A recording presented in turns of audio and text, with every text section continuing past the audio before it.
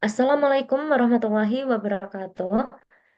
Kami dari kelompok 5 akan mempresentasikan hasil diskusi kami mengenai laporan proyek akhir mata kuliah manajemen basis data pada restoran. Sebelum itu, kami akan memperkenalkan diri kami terlebih dahulu. Saya sendiri, Afrin Nur Izzati dengan NIM M01240226. Saya Bintang Nabila Putri Barinto dengan NIM M01240228. Saya Nafila Azania Wijaya dengan NIM M01240171. Saya Arya Kusuma Febriantara dengan NIM M012407. Baik.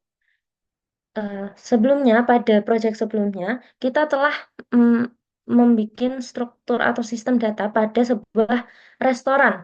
Nah, kita akan menganalisis permasalahan berdasarkan data awal pada restoran tersebut. Kami melakukan struktur, kami akan memvisualisasikan struktur data awal dalam bentuk Entity Relationship Diagram atau RED seperti gambar berikut. Nah, ternyata setelah dianalisis, pada data awal ini terdapat berbagai permasalahan.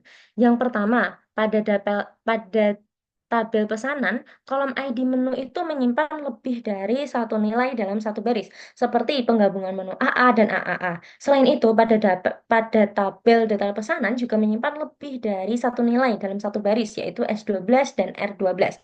Nah, hal ini itu melanggar aturan First Normal Form atau 1NF karena terdapat multi-value pada atribut sehingga data tidak bersifat atomik. Yang kedua, permasalahan ditemukan pada tabel pesanan terkait penggunaan primary key gabungan atau composite key yang dimana dia adalah ID menu, ID pelanggan, dan ID pesanan. Tetapi atribut ID pelanggan itu hanya bergantung pada ID pesanan, bukan ID menu. Nah, ketergantungan parsial ini mengakibatkan redundansi dan pengulangan data yang tidak perlu, sehingga tidak memenuhi aturan Second Normal Form atau TIC 2NF.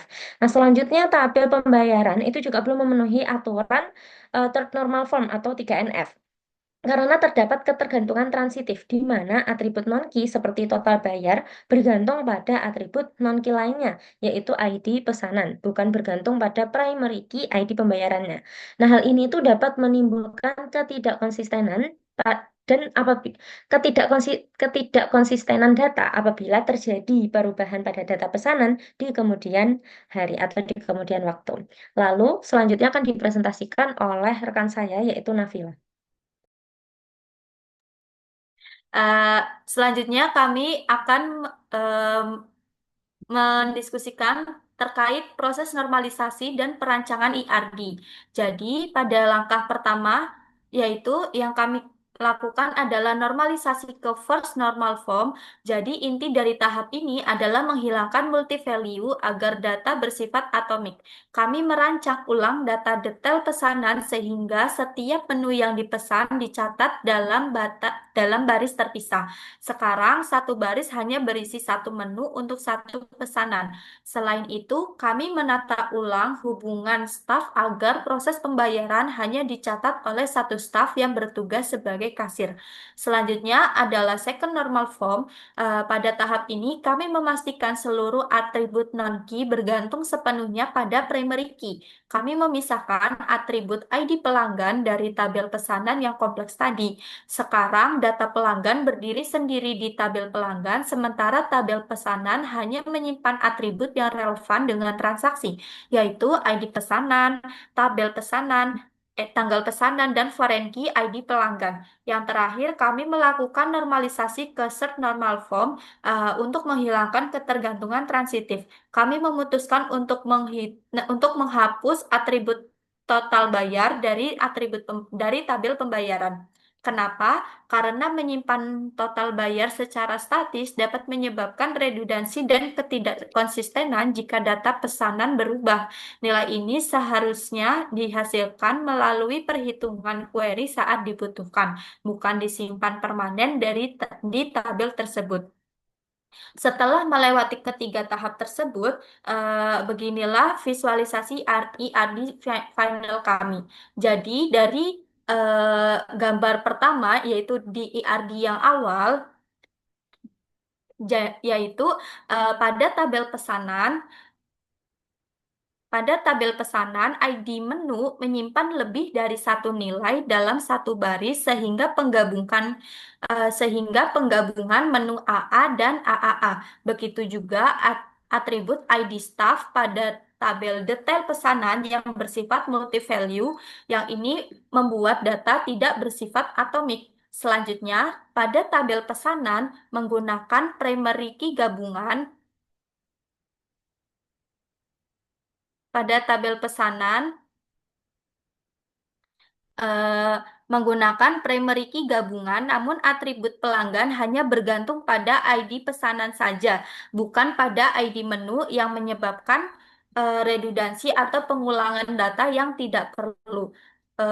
Kemudian pada tabel pembayaran terdapat atribut total bayar yang justru bergantung pada atribut non-key lainnya, yaitu ID pesanan, bukan langsung pada primary key, yaitu ID pembayaran. Kondisi ini berisiko menimbulkan ketidakkonsistenan jika data pesanan berubah. Nah, untuk mengatasi masalah tersebut, hasil akhirnya dapat dilihat pada gambar kedua, yaitu IRD pada setelah kami melakukan normalisasi ke 3NF, yaitu kami merancang ulang tabel detail pesanan sehingga atribut ID staff itu dipisahkan agar proses pembayarannya dicatat oleh satu staf yang bertugas sebagai kasir. Selanjutnya, kami memisahkan juga atribut ID pelanggan dari tabel pesanan ke dalam tabel pelanggan tersendiri. Selanjutnya, tabel pesanan hanya menyimpan atribut murni yang berkaitan dengan transaksi pesanan seperti ID pesanan, tanggal pesanan, dan referensi ID pelanggan. Selanjutnya, untuk menghilangkan ketergantungan transitif, kami menghapus atribut total bayar dari tabel pembayaran. Hal ini dilakukan karena nilai total bayar merupakan hasil kalkulasi yang bisa ditarik dari relasi tabel lain, sehingga mencegah redundansi data. Selanjutnya akan dijelaskan oleh rekan saya, Bintang. Nah, selanjutnya adalah hubungan antar tabel atau kardinalitas setelah sistem dinormalisasi menjadi 3NF. Yang pertama ada tabel pelanggan dan tabel pesanan, yaitu one to many, di mana satu pelanggan itu dapat memesan banyak pesanan. Yang kedua ada tabel pesanan dan tabel detail pesanan, yaitu one to many, di mana satu pesanan dapat terdiri dari banyak detail pesanan. Yang ketiga, ada tabel menu dan tabel detail pesanan, yaitu one to many, di mana satu menu dapat dipesan dalam banyak baris detail pesanan di berbagai transaksi berbeda. Selanjutnya, nah, yang keempat, pada tabel pesanan dan tabel pembayaran, yaitu one to one, di mana satu pesanan hanya memiliki satu catatan pembayaran untuk menyelesaikan transaksi tersebut. Yang kelima, ada tabel staff dan tabel pembayaran, yaitu one to many, di mana satu staff yang bertugas sebagai kasir dapat memproses banyak transaksi pembayaran. Nah, yang selanjutnya adalah script SQL. Nah, kita menggunakan perintah create table untuk mendefinisikan nama table, kolom, tipe data, serta primary key dan foreign key agar antar tabel itu saling terintegrasi. Nah, create table diurutkan dari tabel menu, tabel pelanggan, tabel staff, tabel pesanan, tabel detail pesanan, dan yang terakhir, tabel pembayaran. Nah, urutan ini itu sangat penting agar tidak terjadi error pada foreign key. Nah, selanjutnya adalah script insert into pada SQL. Kita menggunakan query insert into untuk memasukkan data ke dalam tabel-tabel yang sudah dibuat sebelumnya.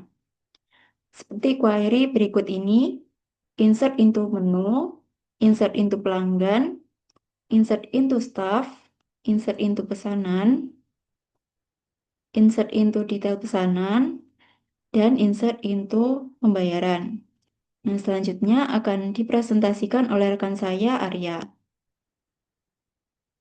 Baik, di sini saya akan mendemokan tentang yang sudah dijelaskan tadi. Baik, di sini ada create table untuk membuat tabel. Di sini tabelnya itu menu, ada daftar menunya. Lalu kita select. Ini nanti akan keluar ini ID menu AA BB DD EE EE FF GG CC. Nah, ini nasi goreng, makanan 12.000, mie goreng, dan lain-lain. Lalu kita coba ke create table pelanggan.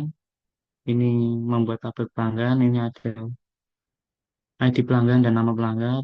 Kita select from pelanggan. Nah, ini akan keluar seperti ini. Ada ID pelanggan, nama pelanggan. ID pelanggan ada P_0067K1. Nama pelanggannya Alan Suraja, dan seterusnya. Lalu kita membuat tabel staff. Ini ada insert into staff. Itu ada ID staff, nama staff, dan jabatan. Nah, ini seperti ini ada beberapa macam ID staff, nama staff, dan jabatan. Kita langsung select saja. Ini akan keluar seperti ini. Di mana ID staff ada S12 atau pelayan, S22 Medical Law pelayan, dan seterusnya. Lalu kita membuat create table pesanan di mana ada ID pesanan, tanggal pesanan, dan ID pelanggan. Langsung kita select saja ini. Ada ini, ada ID pesanan di mana N134567 dan tanggal pesanannya itu 8 Januari 2025 dan ID pelanggannya itu P_0067K1. Lanjut kita ke ID detail pesanan, itu ada ID detail, ID pesanan, dan ID menu dan jumlah. Langsung saja kita select, maka akan keluar seperti ini. Ada D001 sampai D007 dan seterusnya hingga D007. Lanjut kita ke create table pembayaran. Sini ada ID pembayaran, ID pesanan, ID staff, dan tanggal bayar serta metode yang digunakan. Langsung kita select. Nanti akan keluar seperti ini. Ada ID pembayaran yaitu T_09234556, ID pesanan, ID staff, tanggal bayar serta metode. Lanjut kita ke join. Join. Ini ada query join di mana ini kita select saja. Maka hasilnya seperti ini. Fungsi dari join sendiri ini untuk menggabungkan dua tabel atau lebih menjadi satu tabel agar lebih iris. Selanjutnya kita ke update menu. Kita misalnya ubah harganya ini menjadi 15.000. Terus where ID menunya ini ubah. Nah, seperti ini. Nanti untuk yang CC, ID menu CC akan berubah menjadi 15.000. Lanjut kita delete from detail pesanan, ini berfungsi untuk mendelete hal-hal yang tidak penting dalam pesanan. Kita penghapus misalnya nomor 2, nanti kita jalankan. Nah, kalau sudah seperti ini maka berhasil. Lanjut kita select, maka nomor 2-nya ini akan hilang di 001, di 003, di 004, dan seterusnya. Jadi kesimpulan dari eh, proyek akhir ini yaitu untuk menunjukkan bahwa proses normalisasi sampai trade normal from 3NF berhasil untuk memperbaiki struktur basis data restoran menjadi lebih terorganisir dan konsisten. Proses normalisasi dilakukan dengan mengatasi data non-atomik pada tahap 1NF, menghilangkan ketergantungan parsial pada 2NF, untuk mengurangi redundansi, serta menghapus ketergantungan transitif pada 3NF. Guna menjaga integritas data, hasil pengujian query join, update, dan delete yang membuktikan bahwa relasi antar tabel berjalan dengan baik dan konsisten sesuai model relasi yang dirancang. Baik, sekian presentasi yang dapat disampaikan dari kelompok kami. Kurang lebihnya kami mohon maaf. Wassalamualaikum warahmatullahi wabarakatuh.